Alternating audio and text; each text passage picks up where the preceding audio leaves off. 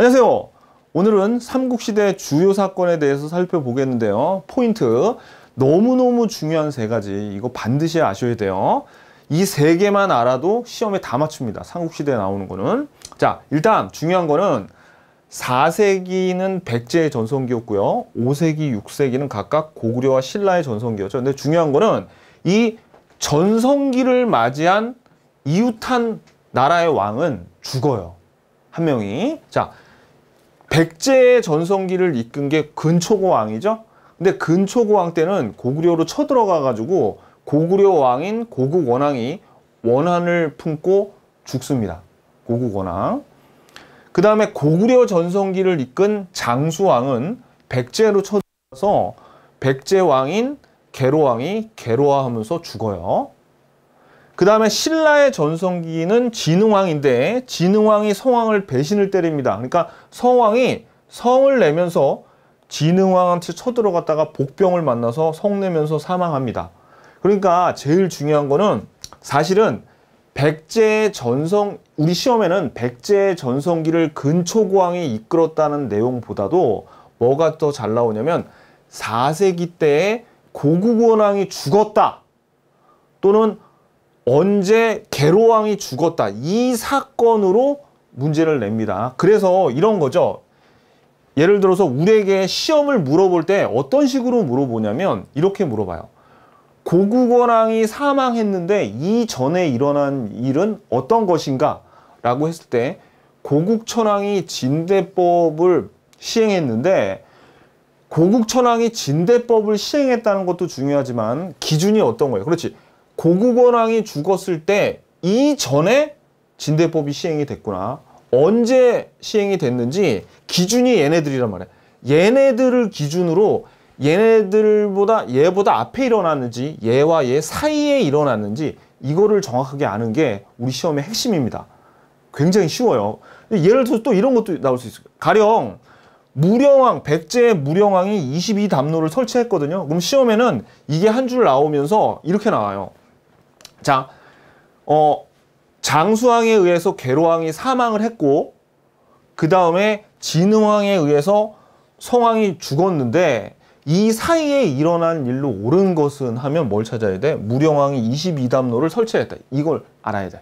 그러니까 어떤 왕이 언제 뭔가를 했는지 그 업적을 알아야 되는데 그거를 우리가 순서대로 쫙 기억은 못해요. 다만 우리는 뭐만 알면 되냐면 이 세 가지 사건 이전이냐 언제 이 사이에 있었던 일이냐 이거만 알아맞히면 된다고. 그러니까 마치 이거예요. 자, 그러면 이 기억하는 요령은 이래요. 우리나라에서 제일 유명한 역대 가장 유명한 가수들이 조용필, 서태지, BTS였죠. 근데 여러분들이 조용필이나 서태지나 몇 년도에 데뷔했는지 뭐 정확하게 모르더라도 이건 알잖아요. 조용필 다음에 서태지가 나왔고 서태지 다음에 BTS가 나온 거죠. 그래서 시험에는 어떻게 나오냐면 이렇게 나오는 겁니다.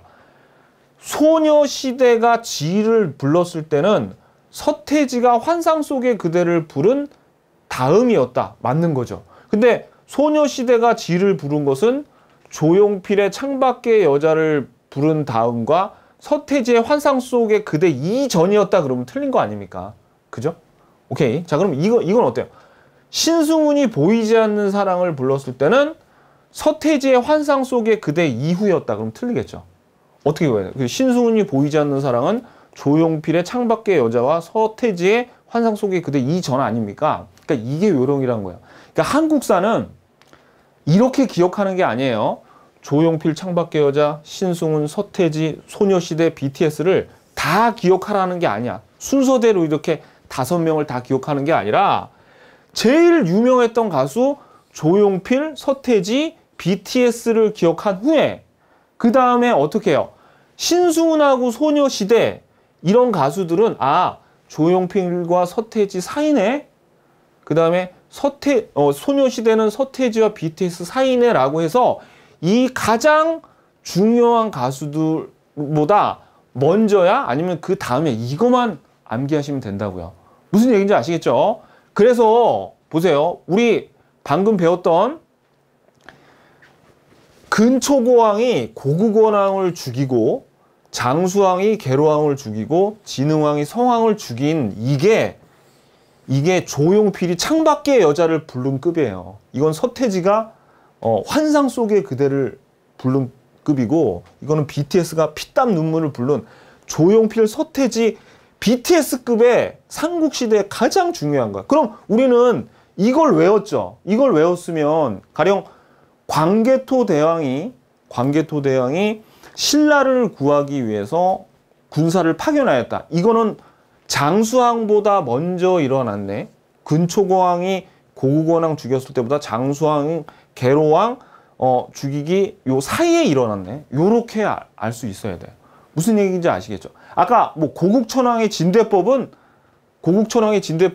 이 고국원왕이 죽기 전이잖아요. 그러니까 순서대로 이거를 고국천왕, 진대법, 고국원왕, 장수왕 이렇게 외우라는 게 아니라 이런 가장 중요한 이 사건, 이전과 이후로 구분해서 우리가 외워야지 외워도 지고 그 다음에 시험에서 맞출 수가 있어요. 자, 그러면 시중의 교재와 강의들이 대부분 다 어떻게 구성이 되어 있냐면 이렇게 되어 있습니다. 삼국이 있는데 먼저 한 챕터가 정치사가 나와서 고구려에 무슨 왕이 이런 일을 했고, 백제에 무슨 왕이 이런 일을 했고, 신라가 무슨 왕이 이런 일을 했어. 그래서 한 챕터 끝나면 그 다음에 사회사, 그래서 또 세 나라의 왕들이 이런 일을 했대요. 그다음에 문화사 해가지고 세 왕들이 이런 일을 했고, 뭐 경제사 해서 이걸 챕터별로 이렇게 나눠서 배우거든요. 이러면 이 내용을 이해하기는 좋은데 암기는 전혀 안 돼요. 그러니까 인간의 머리가 이런 식으로 기억을 해서 시험을 못 보게 돼 있다고요. 그래서 아까 말씀드리지만 우리는 어떻게 정리를 해야 되냐면 이렇게 돼야 돼요. 어느 왕이 언제 무슨 일을 했는지를 기억해야 돼. 근데 여기서 언제 기억했다는 것은 아까 그 중요 사건보다 먼저야 나중에 이것만 기억하시면 된다고요. 무슨 얘기인지 아시겠죠? 그래서 제 교재와 강의는 어떤 식으로 구성이 되어 있냐면 이렇게 구성이 되어 있습니다. 고구려에 각각 왕들이 나오죠. A왕과 D왕이 있는데 이 왕들의 업적이 이 왕은 무슨 일을 했고 이 왕은 무슨 일을 했고 이렇게만 그냥 구성이 돼 있어요. 마찬가지야. 그 다음에 백제 배울 때는 B왕과 E왕이 무슨 일을 했는지만 이렇게 구성이 돼 있어요. 이렇게 정치사의 왕들이 딸려 있는 게 뭐 정치사, 사회사, 문화사의 왕들이 딸려 있는 게 아니라 이 왕이 하나 있으면 얘가 정치적으로, 문화적으로 어떤 일을 했는지 이런 식으로 구성이 돼 있단 말이에요. 그래서 저희 그 교재 14페이지 보시면 여기에 왕들이 쫙 나오죠. 근데 우리가 이 왕을 다 배우는 것도 아니고 이거는 그냥 왕들이 한 번씩 이름이 등장하는 왕들은 제가 다 집어넣었어요. 많이 뺐는데 이름만 등장해도 그냥 여기다 집어넣었어요. 그러면 여기서 중요한 거는 아까 말씀드렸지만 어느 왕이 언제 무슨 일을 했는데 이 언제라는 것이 봐봐요. 백제 전성기에는 근초고왕이 고국원왕을 죽였죠. 이 왕, 그리고 고구려 전성기에는 장수왕이 계로왕을 죽였단 말이에요. 요거. 그 다음에 신라 전성기에는 진흥왕이 성왕을 죽였죠. 그래서 요것들보다 먼저야? 나중이야? 이거만 배우면 돼. 대신 어떻게 돼? 그렇지. 고국천왕이 한 일들. 그럼 우리는 고구려 챕터에서 뭘 배울 거냐면 고국천왕이 무슨 일을 했는지, 미천왕이 무슨 일을 했는지를 배워요. 근데 중요한 거는 이 왕들이 한 일도 중요하지만 이 고국원왕이 근초고왕한테 죽기 이전에 일어났던 일이구나. 이거를 알아야지. 그죠? 그래가지고 제 책 챕터가 어떻게 구성이 되어 있냐면 지금부터 배울 핵심 주제 4가 삼국시대 주요 사건 뭐 배우는 거예요? 그렇지. 지금 이 조용필, 서태지, BTS급 사건만 여기서 다뤄줍니다. 그래서 우리가 확실하게 이게 언제 일어났는지 어떤 일이 일어났는지 먼저 배워요. 그 다음에 고구려, 백제, 신라, 가야 요 4개는 각 왕들별로 정리가 돼 있어. 이 왕들이 무슨 일을 했는지를 정리를 합니다. 순서대로. 근데 선생님 여기도 지금 챕터가 무슨 삼국의 사회, 종교, 문화 이런 식으로 사회, 종교, 문화 이 챕터가 있는데 근데 이거는 있잖아요. 이미 여기에 다 언급이 돼 있는 내용을 여기에서 정리했을 뿐이에요. 여러분들이 헷갈릴까 봐. 응? 그러니까 여기 핵심 10과 핵심 11은 요거를 사회사, 종교사, 문화사를 우리가 뭐 다른 일반 교재처럼 이렇게 따로따로 무슨 왕 이렇게 배우는 게 아니라 우리가 이미 요 앞에서 이 앞에서 왕들이 무슨 일을 했는지 이제 순서대로 딱 해서 아 이거보다 먼저 일어났고 이거보다 나중에 일어났고 이걸 다 배울 거 아닙니까? 그죠? 이거를 모아서 여기다 그냥 정리했을 뿐이니까 여기 있는 내용은 대부분 다 여기 들어가 있어요. 그러니까 한 번 더 복습을 하는 거야. 암기를 하기 쉽게. 그리고 미리 좀 말씀을 드리면 보세요, 여러분들. 우리가 얘기했던 요 사건들 있죠. 요 사건이 고구려 백제 신라에서 일어난 중요한 사건들이 이만큼이 어디에 나오냐면 챕터 5, 6, 7, 뭐 가야까지 합쳐가지고 요 내용을 요 4세기부터 6세기부터 배울 거고, 그 다음에 요 핵심 9 있죠. 핵심 9. 고구려의 대외 항쟁과 이제 신라가 삼국 통일하는 요 핵심 9, 여기가 바로 요 7세기 있는 여기하고 요 신라 요 왕들 나오는데 요 부분입니다. 요렇게 구성이 되어 있어요. 먼저 좀 이 목차를 보고 큰 그림을 보고 가자고요. 자, 그럼 이제 교재 한번 살펴보도록 하겠습니다. 자, 기본서 14페이지 보시면요. 여기 보시면 표가 하나 나오는데 여러분들 절대 부담 갖지 마시고요. 이건 그냥 제가 일종의 옆에다 사전이라고 적어놔요. 사전처럼 여러분들을 활용하라고 이 표를 하나 만들었습니다. 여러분 자주 볼 건데, 자, 여기 보시면 괄호 안에 이렇게 나와 있죠. 미천왕 하고 괄호치고 300년부터 331년이 요거는 이 미천왕 왕의 제위 기간이에요. 그래서 이 표에서 아무튼 간에 제일 중요한 거는 어떤 겁니까? 자, 4세기 백제 전성기죠. 누구? 근초고왕이 고구원왕한테 쳐들어가서 이 고구원왕 전사했고, 그 다음에 5세기에는 고구려 전성기인데 이때 장수왕과 광개토왕이 전성기를 이끌었는데 장수왕이 쳐들어가가지고 백제의 계로왕이 전사했어요. 그 다음에 6세기는 신라의 전성기인데 요 진흥왕 때문에 성왕이 전사했죠. 요렇게. 그래서 제일 중요한 거는 요거를 기억을 해야 돼. 그래가지고 여러분들이 앞으로 이제 뒤에 어떤 뭐 비유왕이 나왔어요. 그럼 비유왕이 언제적 왕이지? 하면 여기에 보면 계로왕 이전에 근초고왕 다음이네. 뭐 요렇게 사전처럼 활용을 하라고 이렇게 한 겁니다. 그러니까 여러분들이 이거를 딸딸 외울 필요 없어요. 그리고 제가 여기 제목을 삼국의 주요 왕이라고 적었는데, 그러니까 여기 고구려 백제 신라에 더 많은 왕들이 있었는데 다 빼고 그나마 한 번이라도 업적이 하나라도 있으면 여기다 그냥 최대한 많이 집어넣었거든요. 그러니까 여러분들이 부담 갖지 마세요. 이 왕들 다 배우는 거 아닙니다. 다 배우는 거 아니에요. 자, 그러니까 요거는 사전처럼 이 표를 활용해라 라는 겁니다.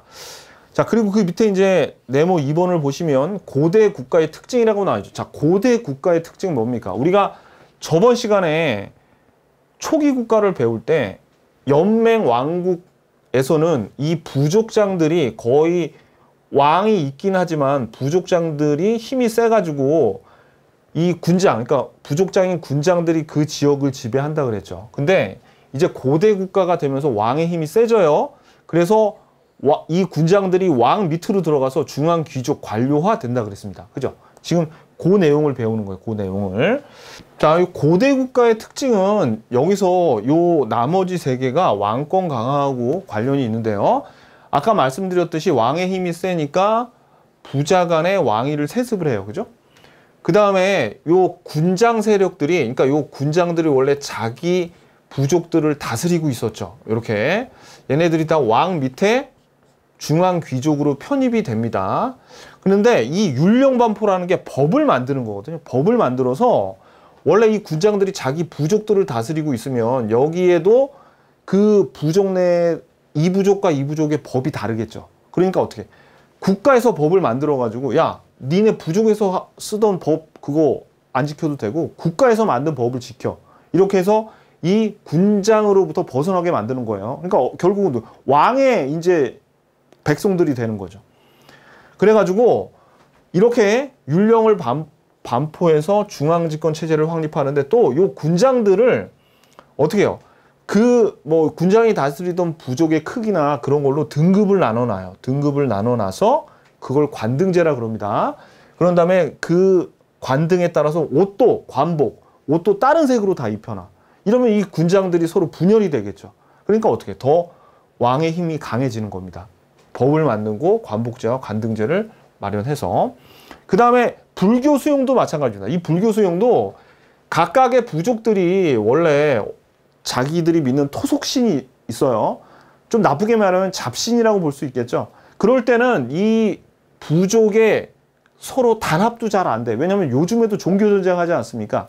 단합도 안 되고 이 토속신을 모시고 있으면 이 부족의 영향력 아래 계속 있게 되거든요. 근데 불교를 수용하면서 이거 나라에서 불교를 공인하고 야 이제부터 우리나라의 종교가 불교니까 이거 믿어 하게 되면 이제 여기에 있는 부족들도 자기의 부족 즉 군장으로부터 영향력에서 벗어나서 사상적으로도 국가의 영향을 받게 되는 거죠.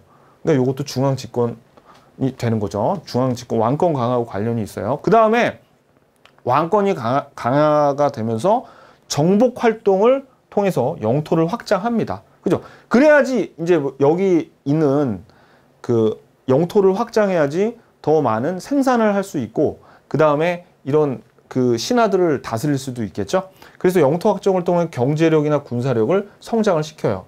근데 이 고대 국가의 특징이 이 네 가지가 왜 중요하냐면 자 아까 제가 여기 핵심 주제 5부터 왕들의 업적을 배운다 그랬죠. 이 왕들의 업적을 배울 텐데 다 어떤 내용이냐면 방금 전에 봤던 누가 율령을 발표했는지 언제 부자 세습이 이루어졌는지 누가 불교를 수용했는지 그 내용을 배우는 거예요. 그러니까 뭐 우리가 왕들의 업적이라 그래서 뭐 다른 게 있는 게 아니라 대부분 다 어떻게 구성돼 있어? 그죠? 대부분 다 이 내용이라고 해요. 이 왕은 불교를 수용했고 이 왕은 어떤 영토를 확장을 했고 이런 내용을 이제 앞으로 배우게 될 겁니다. 다 내용이 있어서 중요합니다. 특히 언제 불교가 수용됐고 누가 율령을 반포해서 나라의 기틀을 만들었는지 어떤 왕이 했는지 그거를 기억하셔야 돼요. 그래서 이 내용이 되게 중요하다는 얘기입니다.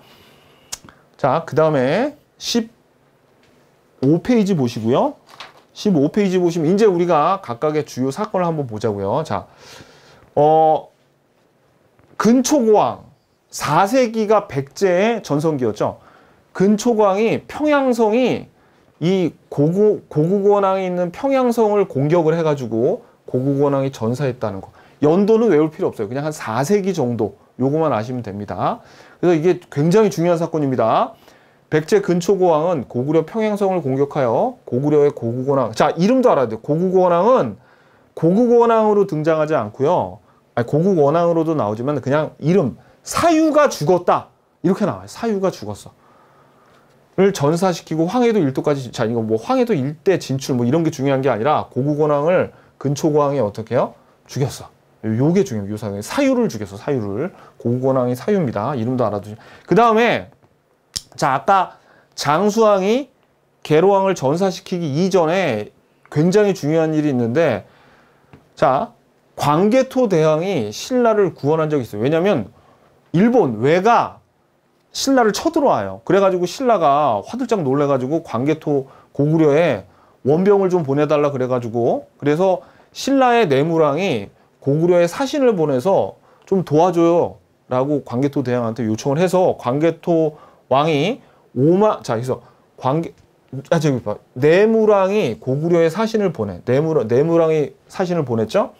그래서 광개토 대왕 이름도 알아둬야 돼요. 담덕. 왜냐면 우리 시험에 사료에 담덕으로 나옵니다. 광개토 대왕은 5만의 병력을 파견하여 왜군을 물리칩니다. 근데 이때 광개토 대왕이 신라에 가서 왜를 무찔렀잖아요. 근데 왜가 도망을 가. 어느 쪽으로 가려면 이 가야 쪽으로 도망을 가가지고 왜군을 쫓아가다가 금강가야까지 공격을 하게 됩니다. 그래서 이건 나중에 뒤에서 자세히 배울 건데 가야의 중심지가 금강가야였는데 금강가야가 쇠퇴하게 돼요. 그래서 가야의 중심이 대가야로 넘어가게 됩니다. 결정적으로 그럼 뭐 때문에 그래? 광개토 대왕이 신라를 구하려다가 가야가 괜히 엄청 피해를 봤죠. 그죠? 그런데 이 광개토 왕이 괜히 도와준 게 아니라 신라에 마치 우리나라의 주한미군이 딱 거점을 마련한 것처럼 고구려 군대가 경주에 그대로 주둔합니다. 그러면서 내정 간섭을 했겠죠. 그래서 여기서 이제 왜 이게 중요하냐면 이제 호우명 그릇이라는 그런 문화재가 발견이 되는데 신라 지역에 발견이 되는데 호우명 그릇 밑에 보면 광개토대왕 만세 그렇게 적혀 있어요. 그러니까 이거 뭐야? 아, 고구려 군대가 경주에 머물러 있었다는 거를 호우명 그릇을 보고 알 수 있죠. 그죠? 그러니까 이 호우명 그릇도 요게 이제 우리 문화재에서 중요하게 다뤄지고 있습니다. 이런 역사적인 사건을 다 알 수 있잖아. 그죠? 요거. 자, 그 다음에 세 번째 사건이 뭐냐면 장수왕이 쳐들어가요. 백제로 쳐들어가가지고 한성을 공격해서 계로왕이 전사한다는 거. 요거. 그래서 장수왕이 수도를 평양으로 옮깁니다. 평양으로 수도를 옮겨요. 그러니까 남하 정책을 하려 남쪽으로 쳐들어가고 광개토대왕이 북쪽을 충분히 다 쳐들어가가지고 중국 애들이 이제 좀 안정이 취해지니까 북쪽으로 더 이상 올라갈 수 없으니까 이제 남쪽으로 쳐들어가려고 장수왕이 남하 정책을 위해서 수도를 평양으로 밑으로 내려옵니다. 그러니까 백제하고 신라가 겁을 먹었죠. 그래서 비유왕하고 눌지왕이 나제 동맹, 신라하고 백제 동맹을 맺어요. 나제 동맹이 신라의 나자예요. 동맹을 맺었습니다. 그래서 비유하고 눌지왕은 그냥 얘네들의 업적은 나제 동맹을 맺었다는 것밖에 없어요. 그러니까 뭐 이렇게 그게 없다고. 업적. 그러니까 우리가 업적을 공부한다 그러지만 몇 개 없습니다. 우리가 배워야 될 게. 암기할 게 별로 없어요. 그러니까 겁먹지 마세요. 그랬는데 장수왕이 백제를 쳐들어와 가지고 한성을 자, 밑줄. 요 장수왕 이름도 알아둬야 돼. 거련은 장수왕은 백제 한성을 공격하여 함락했는데 이때 백제의 왕이 계로왕. 얘 부여경입니다. 이 이름이 경으로 그냥 나와요. 계로왕의 이름이 성이 부여고 이름이 경인데 경이 전사예요. 전사해. 요거 여기 또 한성이라는 것도 알아둬요. 근데 뭐 지금은 이거 나중에 뒤에도 나오니까 자세한 거는 알 필요 없이 요거 지금 5세기죠. 5세기. 연도도 기억할 필요 없어. 그냥 한 5세기 정도? 5세기에 장수왕이 쳐들어와서 계로왕이 괴로워하면서 죽었어. 그죠? 그러니까 이제 백제하고 신라하고 화들짝 더 겁을 먹어가지고 아까 요 장수왕이 쳐들어오기 전에는 그냥 단순한 동맹을 맺었는데 이제 결혼을 시킵니다. 그래서 그 동맹을 더욱 공고하게 하기 위해서 백제의 동성왕과 신라의 소지왕은 혼인동맹 동그라미. 혼인동맹을 체결해요. 그래서 자 보세요. 장수왕이 쳐들어온 걸로 중요한 일들은 뭡니까? 제가 장수왕이 쳐들어가기 전에 평양으로 천도했다는 사실만으로도 일단은 나제 동맹을 맺었죠. 누가? 비유왕하고 눌지왕하고. 근데 계로왕이 죽은 다음에는 얘네들이 어떻게 더 확실하게 연맹을 체결하기 위해서 혼인동맹까지 체결하게 되는 이런 사건이 벌어졌다고요. 아셨죠? 그래서 요걸 통으로 다 알아두셔야 돼. 그 다음에 관상선, 이제는 이제 6세기잖아요. 6세기. 그죠? 뭐 연도 알 필요 없어요. 관산성 전투에서 성왕이 전사하는데 이거는 아까 방금 전에 혼인동맹 체결했죠. 그럼 얘네들 사돈인데 그래가지고 이제 신라하고 백제하고 연합을 해가지고 자 밑줄 고구려 일시적으로 한강 유역을 수복을 합니다. 그래서 한강 유역을 일시적으로 백제가 차지를 했는데 신라 진흥왕이 배신을 해가지고 한강 유역을 그냥 백제로부터 뺏어버려요. 혼인까지 했는데. 그러니까 백제의 왕이 성을 내겠죠. 화를 내겠죠. 성왕이 열받아가지고 관산성을 공격하다가 복병한테 죽습니다. 그래가지고 성왕이 전사를 했습니다. 요거. 그래서 이 관상선 전투는 왜 일어났어요? 그렇죠. 한강 유역을 백제가 일시적으로 차지했는데 진흥왕이 배신 때려가지고 열받아서 쳐들어가는데 그러면 죽어요. 성왕이. 요 내용. 그런 다음에 이제 하나 더 알아두시면 의자왕 있잖아요. 여러분들이 이 의자왕도 시험에 잘 나오는데 의자왕 무슨 삼천궁녀에서 의자왕이 되게 이렇게 무능하고 타락한 왕으로만 알고 있는데 그렇지 않습니다. 의자왕이 신라의 대하성을 쳐들어가요. 요 7세기. 대하성에 쳐들어가 가지고 신라의 대야성을 함락해서 굉장히 신라가 위험해집니다. 그랬을 때 이때 무열왕 있죠. 나중에 태종 무열왕이 되는 이 김춘추의 딸하고 사이가 죽어요. 그 성주 이름이 김품석이라고 나옵니다. 김품석이 사이야. 죽어. 요거 의자왕이 쳐들어가가지고.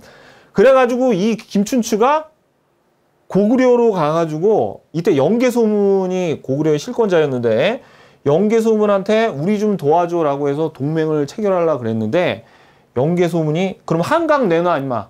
그러니까 한강을 줄 수는 없잖아요. 그래서 어떻게 이 김춘추가 거절당해서 고구려에 거절당한 김춘추가 어디? 당나라로 가는 거예요. 당나라. 당으로 가서 이제 신라와 동맹을 맺게 되죠. 그래서 나당 연합을 구축하게 됩니다. 그러면 결국 이 대야성 함락이란 사건에서 어떤 결과가 도출이 된 거야? 그렇죠. 나당 연합이지. 나당 연합. 그죠? 그 전에 어떤 일을 당했어? 영계소문에 거절당했다는 것도 굉장히 많이 나와요. 요거. 오케이. 이게 중요한 사건들입니다. 자, 그래서 여러분 보세요. 이게 오늘 챕터 4번째 우리 핵심 주제 4에서 배우는 이 5개를 여러분들이 요 순서대로 정확하게 기억하시잖아요. 그러면 이제 핵심 주제 5부터는 어떤 놀라운 일이 벌어지냐면 다른 왕들 있죠. 다른 뭐 버풍왕이라던가 뭐 고국천왕이라던가 이런 왕들을 이 왕보다 먼저 또는 요 왕 다음에 일어났다는 거 하나 기억함으로써 그 업적까지 그냥 저절로 기억이 되는 놀라운 체험을 하게 되실 거예요. 그래서 이거 확실하게 다시 한번 정리해 보자고요. 제일 처음에 4세기에 근초고왕이 고구려로 쳐들어가서 고구려 원한 전사했죠. 그 다음에 5세기 이제 고구려의 전성기로 넘어와서 광개토대왕이 신라를 구원하러 갔어요. 그러다가 어떻게 금강가야까지 쳐들어가게 됐죠. 그래서 금강가야가 쇠퇴하고 대가야로 넘어왔어. 그리고 또 우리가 호우명 그릇이라는 걸 통해서 고구려 군대가 경주에 주둔해서 내정 간섭을 한 거 아니야? 이렇게 우리가 추측할 수도 있고. 그 다음에 장수왕이 한성 공격해서 계로왕이 전사를 했죠. 근데 공격하기 이전에 벌써부터 평양으로 남하 정책을 위해서 수도를 고구려가 온 것일 때 얘네들이 불안해서 나제 동맹을 맺었어요. 누가? 비유왕하고 눌자왕하고. 근데 계로왕이 죽으니까 이젠 어떻게 해요? 그렇죠. 요 신라와 백제가 혼인 동맹까지 체결한 거예요. 혼인 동맹까지. 요거. 그 다음에 관산성 전투는 어떻게 된 겁니까? 그렇죠. 요 신라하고 백제하고 한강 유역을 연합군에서 차지를 했는데 혼인까지 했는데 진흥왕이 성왕을 배신했죠. 그러니까 성왕이 열받아가지고 쳐들어가서 그만 복병을 만나가지고 여기서 전사를 합니다.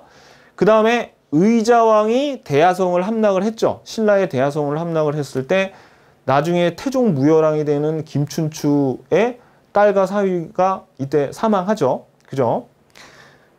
그래서 이 김춘추가 고구려를 가서 동맹을 하기를 청했는데 영계소문이 당해요. 그래서 옥에 갇힙니다. 근데 이제 도망가가지고 이제 어디로 간다? 당나라로 가서 나당 연합이 이제 체결이 되는 거예요.